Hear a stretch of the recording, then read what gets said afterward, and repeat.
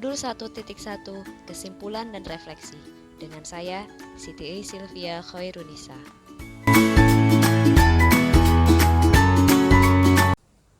Pertanyaan pertama, apa yang Anda percaya tentang murid dan pembelajaran di kelas sebelum Anda mempelajari modul 1.1?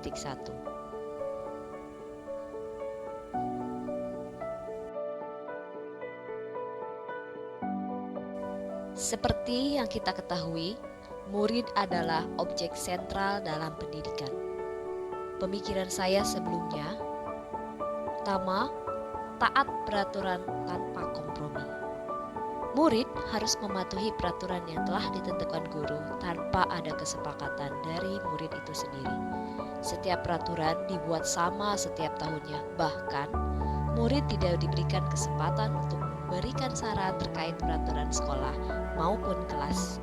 Peraturan itu bersifat mutlak bagi mereka. 2. Menguasai kekuatan akademis, terutama kognitif. Murid harus lebih menguasai kekuatan akademis, terutama kognitif. Hal tersebut berkaitan dengan nilai yang harus dicapai oleh murid pada setiap KKM kelas per mata pelajaran. Ketiga, semua anak dipandang sama.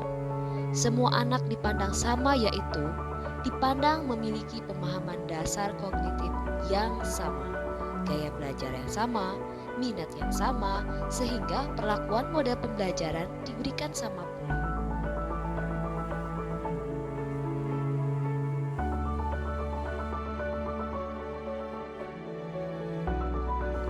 Jadi, apa yang berubah dari pemikiran atau perilaku saya setelah mempelajari modul ini? Setelah mempelajari modul ini, sebagai pendidik, saya menyadari bahwa pentingnya terus belajar, mencari pengetahuan baru, mempraktikkan pengetahuan baru tersebut, lalu merefleksikan kegiatan pembelajaran, mencari solusi dari setiap permasalahan yang dihadapi saat di kelas, kemudian berbagi pengalaman terbaik atau best practice dengan orang lain, bahkan belajar dari pengalaman-pengalaman terbaik orang lain. Hal tersebut diupayakan untuk mendukung tumbuh kembang potensi siswa agar tercapainya pemikiran KHD dengan mempertimbangkan 5 asas pendidikan, yaitu kemerdekaan, kodrat alam dan kodrat zaman, kebudayaan, kebangsaan, dan kemanusiaan. Nah, apa yang dapat segera saya terapkan lebih baik agar kelas saya mencerminkan penilaian KHD? Siswa itu ibarat pelangi yang memiliki warna-warna tersendiri, yaitu karakteristik dan potensi. Setiap anak perlu adanya tuntunan dari pendidik, keluarga, dan didukung masyarakat sehingga mereka dapat tumbuh dan berkembang sesuai dengan apa yang dicita-citakan. Pemikiran KHD yang dapat diterapkan dalam pembelajaran pada kelas saya yaitu melakukan asesmen non-kognitif dan asesmen kognitif. Asesmen non-kognitif dilakukan untuk mengetahui atau memperoleh data profil siswa seperti gaya belajar, hobi, minat, maupun keluarga. Sedangkan asesmen kognitif dilakukan untuk mengetahui kemampuan dasar siswa pada topik mata pelajaran.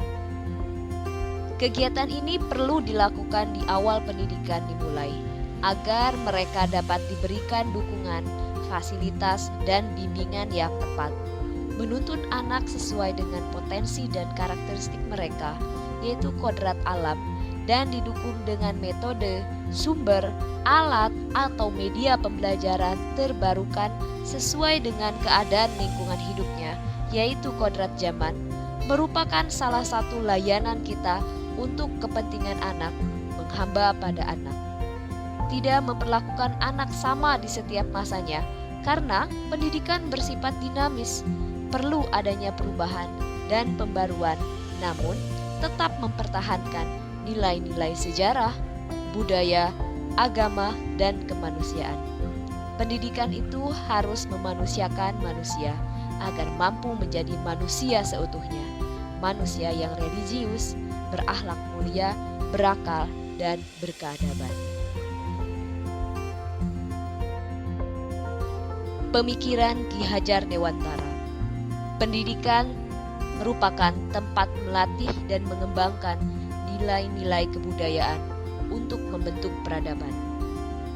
Pendidikan bergerak secara dinamis, perlunya perubahan sesuai dengan kodrat alam, yaitu sifat, tempat, dan juga kodrat zaman, yaitu waktu. Pendidikan merupakan tuntunan dengan nilai-nilai agama, budaya, sejarah, dan kemanusiaan, agar mereka hidup dan tumbuh menurut kodratnya sendiri. Pendidikan menumbuhkan budi pekerti, cipta, rasa, karsa, dan tenaga, agar tumbuh berkembang secara holistik dan seimbang. Pendidikan berorientasi pada anak, memandang dan memperlakukan anak dengan hormat, menghamba pada anak.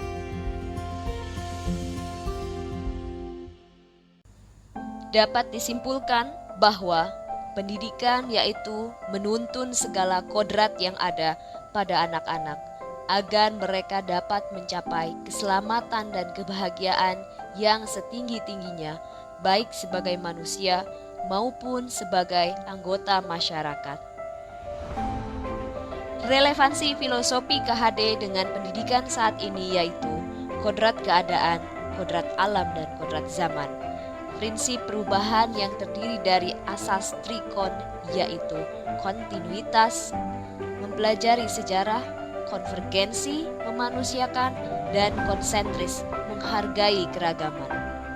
Penerapan budi pekerti, budi terdiri dari cipta, rasa, dan karsa, serta pekerti yaitu tenaga, yang menyatu secara holistik dan seimbang. Pendidikan juga harus memandang anak dengan rasa hormat dan berorientasi pada anak dengan menerapkan kebebasan dari segala ikatan, tidak ada paksaan, mengenali anak dengan baik, selalu bersikap dan berperilaku baik dengan anak, tidak menuntut hak dari anak, dan selalu mengutamakan kepentingan anak